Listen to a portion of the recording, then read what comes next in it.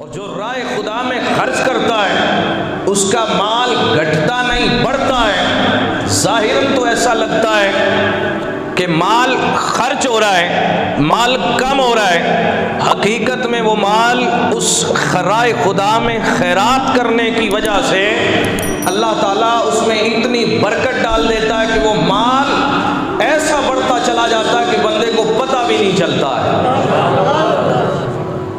اور اس کا آپ خوب تجربہ کر سکتے ہیں کہ یہ ماہ ذی الحجہ تھا، اس میں لوگ بڑے ذوق و شوق کے ساتھ اپنے جانور خرید کے موٹے تازے تکڑے راہ خدا میں قربانی کر رہے تھے۔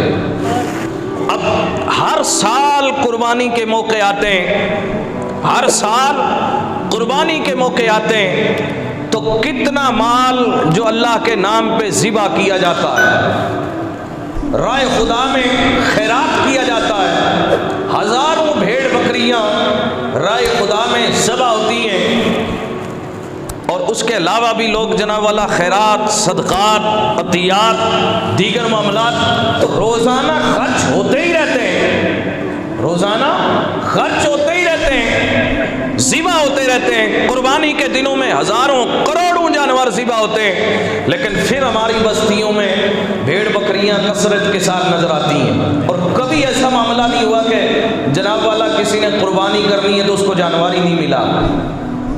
ایسی صورت، ایسی نوبت آتی ہی نہیں ہے۔